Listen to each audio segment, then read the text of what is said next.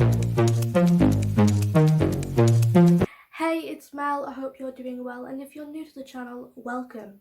Now, I'm sure at some point you and your family have moved into a house ready to start afresh, and you're supposed to feel safe in your house. Well, I hate to tell you this, but there have actually been multiple cases of unidentified people hiding in others' homes. Today, we're going to be looking at a few of those cases. In 2019, a woman named Maddie, who was a student at the University of North Carolina at Greensboro, realized that some of her clothes from her wardrobe had vanished. Maddie and her roommates blamed it on a ghost. Maddie would later find handprints on her bathroom wall, and these handprints did not belong to her or her roommates. Then something horrific happened.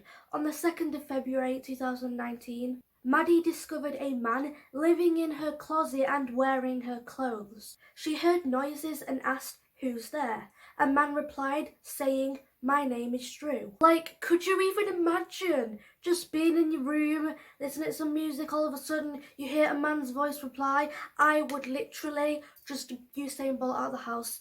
F that, I'm out. I'm not here for that. Maddie then called the police and her boyfriend. Maddie actually spoke with the man before the police arrived. The police identified the man as 30-year-old Andrew Swarford. Andrew commented on how he thought Maddie was really pretty.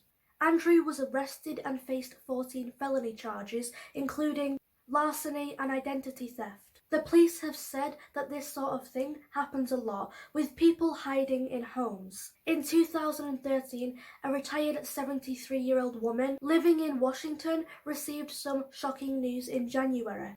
A repairman that came to the house told her that a man had been living in the crawl space under her house for a while. The woman was obviously shocked, though this did explain the occasional weird smell. The woman believed that the man who was living in her crawl space was actually a user of weed or meth, and this would explain the weird smell. There are many films out there about people secretly living in family homes, such as Within 2016, Hide It in the House 1989, Crawl Space 2013, and many others. Moving on to security cameras, there are obviously a lot on the market. Some cameras come with motion detectors and can be controlled by an app on your phone. There are many reasons as to why someone would put a security camera inside or around their home. For example, maybe a parent wants to check on their kids who are being looked after by a babysitter, just to make sure that everything is fine. In 2009, a video was posted to YouTube. A man named Joe Cummings, who lived with his girlfriend in an apartment, began to notice that food was going missing, so he decided to set up a security camera in his kitchen. He thought that his girlfriend was stealing his food during the night. The Eyre 2009 video shows an unidentified woman slowly climbing out of the loft into the kitchen. She then proceeds to steal food from the fridge, drink the milk, and then she does a wee in the sink. She then goes back into the loft. After seeing the video, Joe and his girlfriend left the apartment, then called the police. The police arrived at the house, found the woman, and arrested her. Joe's apartment is on the top floor and there is a fire escape. Joe thinks that the woman climbed up the fire escape and entered through a window. The police think that the woman was intending on robbing Joe's apartment, but instead she decided to live there.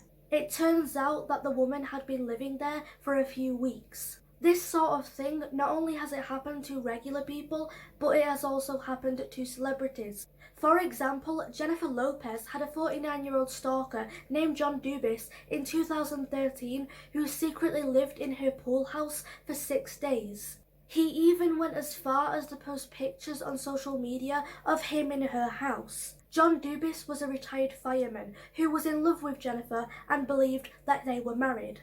John parked his car in front of Jennifer's house and even carved their initials in a tree in the back garden. John stayed at the house from the 3rd to the 9th of August and claimed that Jennifer sent him gifts, when clearly she didn't.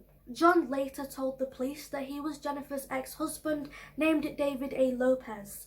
The fact that he lasted 6 days alone in the house is insane. Luckily, Jennifer was not at the house when this all occurred. John was charged with second-degree burglary and first-degree criminal contempt. Now moving on to a woman named Amber Dawn, who moved into an apartment in Enumclaw, Washington in 1997. On the night Amber moved in, she checked the trapdoor which led to the attic. Amber thought it looked odd, as if it had been pulled in by someone inside. Amber also heard footsteps, and she told her landlady about this, but the landlady dismissed it, saying it was probably a squirrel. Over the next few months, Amber began noticing strange events. Her things would go missing or be moved. At one point, Amber's 9-week-old puppy was found in the bathroom sink during a flood. The puppy could not climb into the sink by itself.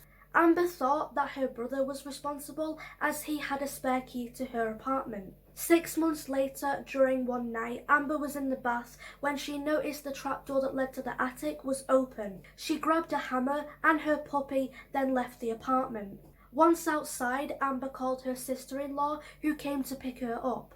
The police later searched the apartment but found no one. However, they did find a sleeping bag, a tin of food and a book in the attic. It was clear that someone had been living there. There are many cases like this, and a quick word of advice for you: before you go to bed tonight, lock your doors, shut your windows, and make sure to check every single room in your house. Let me know in the comment section down below what you would do in this situation. As always, thank you for watching. Take care. Bye.